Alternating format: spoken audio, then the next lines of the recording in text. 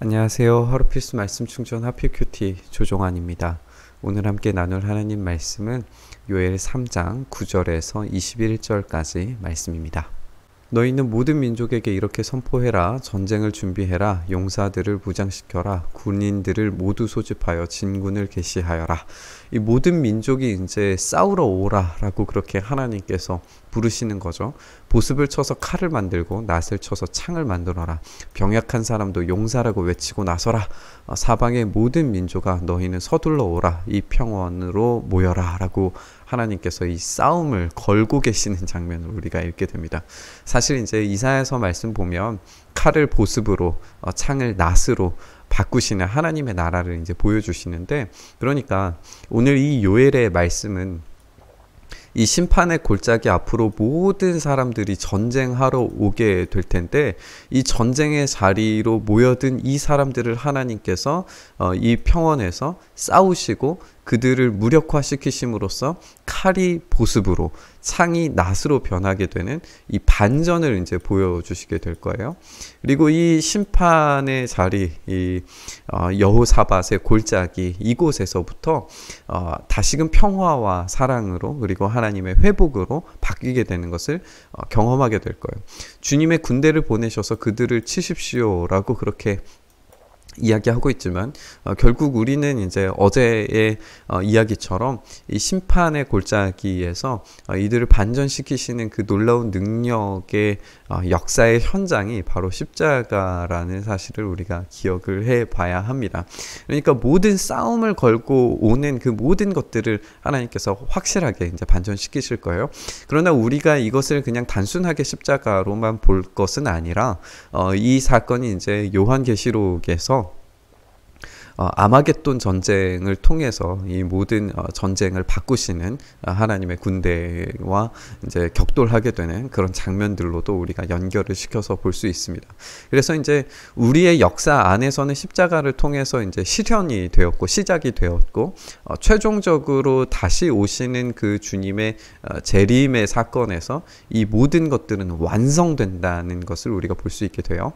그래서 이 모든 사건들을 우리가 통틀어서 종말이라고 그렇게 이야기한다는 것을 다시 한번 기억을 해보셨으면 좋겠습니다. 민족들아 출발해라. 여호사밧 골짜기로 오라. 내가 거기에 머물면서 사방 민족들을 모두 심판하겠다라고 이야기하시죠. 거두어 드릴 곡식이 다 익었고 너희는 낫을 가지고 와서 곡식을 거두어라.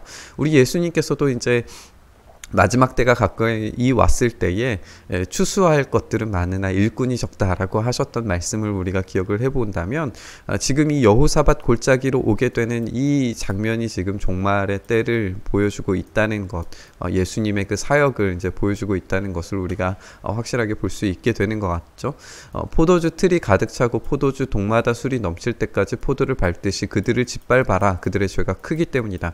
이 표현은 이제 아마겟돈 전쟁과 또 진노의 틀을 밟으시는 하나님의 그 장면 가운데서 피가 이제 차오르는 말의 발굽 위까지 이제 차오르게 되는 그런 장면으로 표시되는 것을 우리가 요한계시록에서도 읽어볼 수가 있어요. 그래서 지금 이 판결의 골짜기에 수많은 무리가 모이고 판결의 골짜기에서 주님의 심판의 날이 가까이 오고 해와 달이 어두워지고 별이 빛을 잃게 되는 이 계시록의 사건들을 우리가 여기에서 이제 엿볼 수 있게 되는 거죠.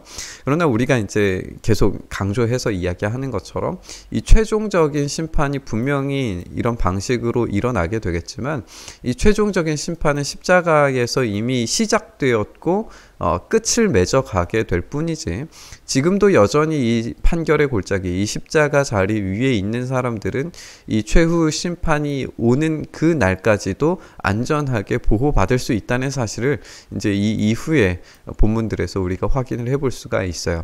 그러니까 우리는 종말을 살고 있습니다. 이미 종말을 살고 있는 것이고, 이 종말 가운데에서 하나님의 은혜로우신 유예하심으로 이 최종적인 심판은 계속 미루어지고 있지만, 우리가 이 안에서 이제 어떤 삶을 살아가야 하는지에 대해서, 그리고 그 위로와 회복에 대해서 이 확신을 어떻게 가져야 되는지에 대해서 요엘이 우리에게 말해주고 있다라고 그렇게 우리가 생각을 해보셨으면 좋겠습니다. 주님께서 시온에서 외치시고 예루살렘에서 큰 소리를 내시니 하늘과 땅이 진동한다. 그러나 주님께서는 당신의 백성에게 피난처가 되실 것이다. 이스라엘 자손에게 요새가 되실 것이다.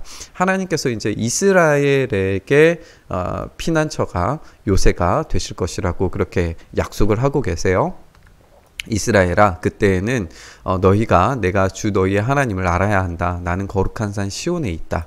예루살렘은 거룩한 곳이 되고 다시는 이방 사람들이 그 도성을 침범하지 못할 것이다 라고 이야기하면서 이스라엘과 예루살렘의 어떤 제한된 공간, 우리가 알고 있는 그 어떤 한계를 갖춘 그런 공간으로 이해를 이 본문을 읽는 사람들은 그렇게 이해를 했을 거예요. 그러나 우리는 우리의 이 최종적인 종말론을 가지고 있는 우리의 시각에서는 이 예루살렘이 바로 새로운 예루살렘이고, 그리고 이스라엘은 새로운 이스라엘이라고 하는 사실을 우리가 알게 되죠. 그리고 이 새로운 이스라엘이 바로 교회이고, 새로운 예루살렘의 정체는 바로 우리 예수님이셔서 이 예수님께서 새 예루살렘을 가지고 내려오실 때에 우리가 그 안에서 최종적인 구원과 영원한 그 새 예루살렘 안에서 머물게 되는 우리의 삶을 계시록을 통해서 우리가 확인을 해볼 수 있게 됩니다. 그날이 오면 산마다 새 포도주가 넘쳐 흐르고 언덕마다 젖이 흐르고 유다 개울마다 물이 가득 차고 주의 성전에서 샘물이 흘러나와서 씻긴 골짜기에 물을 데워줄 것이다. 이제 풍요로운 미래를 보여주고 있는 장면으로 우리가 넘어가게 되는 거죠. 그렇지만 이집트는 황무지가 되고 에돔은 황량한 사막으로 바뀐다. 그들이 유다 땅에 들어와서 백성을 폭행하고 죄 없는 사람을 죽였기 때문이다. 우리가 이것을 이제 하나님의 심판으로 읽을 수가 있는데, 그러니까 최종적인 그 심판이 일어났을 때에는 잘못은 잘못대로, 그리고 하나님이 구원하시려고 작정하신 하나님의 은혜로우신 이스라엘 새 예루살렘에 들어가기 위한 그 백성들은 하나님께서 보호하시고, 이렇게 확실히 갈라지는 모습을 우리가 확인을 해볼 수가 있죠. 예수님의 말씀처럼 양은 양대로 염소는 염소대로 이렇게 분리되어지는 것을 우리가 볼 수 있을 겁니다. 그래서 가라지는 가라지대로 불에 던져지고, 그리고 알곡은 모아서 창고에 들이게 되는 그 사건을 이 최종적인 심판에서는 우리가 보게 될 거예요. 그렇게 유다 땅은 영원히 있겠고 예루살렘도 대대로 그렇게 될 거예요. 사람들이 학살당해도 내가 그 원수를 갚아주지 않았으나, 이것이 이제 심판의 유예됨이죠. 지금도 우리에게 이런 유예가 벌어지고 있는 것을 우리가 알고 있지만, 그러나 이 날이 오면 그때에는 하나님께서 원수를 갚아주겠다, 나는 시온에 산다 라고 이야기하시면서 이 유예됨을 여기에서 이야기하는데, 우리가 이 요한계시록에서도 정말 하나님 앞에 간절히 언제까지 우리의 눈물을 그냥 보고만 계시겠습니까? 라고 그렇게 질문하는 그런 사람들처럼 우리도 이 유예됨에 대해서 상당한 하나님을 향한 그런 질문들을 던지게 되는데, 그날이 오면, 그러나 이 그날이 이제 십자가 사건에서 시작이 되었고 최종적인 마침표로 그 일이 갑작스럽게 예수님의 다시 오심을 통하여서 이루어질 때에는 그 모든 원수를 반드시 확실히 그 모든 행위들에 대한 대가를 갚으시리라는 것을 오늘 말씀을 통해서 다시 한번 보증하고 계시는 것을 우리가 읽을 수가 있습니다. 우리는 여호사밧 골짜기를 좀 더 자세히 살펴볼 수 있었어요. 모든 민족들아 출발해라, 여호사밧 골짜기로 오라 라고 하는 이 하나님의 부르심이 인상적이죠. 이사야가 칼을 쳐서 보습을 만들고 창을 쳐서 낫을 만들게 될 것이라고 예언했는데, 오늘의 이 반전적인 상황들이 이 여호사밧 골짜기가 이 기세등등한 살기 어린 장면을 어떻게 반전시키는지에 대해서 우리에게 알려주고 있는 걸 우리가 읽었습니다. 우리 주님의 십자가 앞에서 이런 모든 폭력과 광기는 무기력해질 수밖에 없습니다. 그들의 피와 포도주가 흐르는 장면들이 이 요한계시록에서 등장한다는 사실을 우리가 기억을 해본다면, 이 차오르는 이 피의 넘침이 판결 골짜기에서 하나님의 심판이 임하는 그 골짜기에서 어떻게 시작되었는지에 대해서도 우리가 생각을 해볼 수가 있습니다. 이스라엘은 다시금 하나님의 보호와 거룩한 예루살렘을 약속받지만 우리가 이 판결 골짜기 이후에 새로운 이스라엘과 새로운 예루살렘이 어떻게 시작되었는지에 대해서 신약에서 읽어서 우리는 잘 알고 있죠. 그렇기 때문에 예수님 안에 거하는 사람들에게는 어떻게 피난처와 요새가 되어주시는지에 대해서 오늘 이 본문은 직접 적용해서 우리가 읽어볼 수 있게 되는 것 같습니다. 오늘 본문이 이스라엘 자손들에게 단편적으로 적용되는 것에서 그치지 않는다면 우리가 읽고 있는 이 본문은 분명히 우리에게 희망적인 메시지를 전달하고 있습니다. 갑자기 닥친 재앙도 여호사밧 골짜기에 머물러 있는 한 안전할 수 있습니다. 우리는 다시 새 포도주가 넘쳐 흐르게 될 것을, 언덕마다 젖이 흐르게 될 것을, 또 물이 가득하고 풍성한 미래가 우리에게 온다는 사실을 기대할 수 있습니다. 우리를 아프고 힘들게 만드는 모든 원수와 대적들은 그의 합당한 심판을 받게 될 겁니다.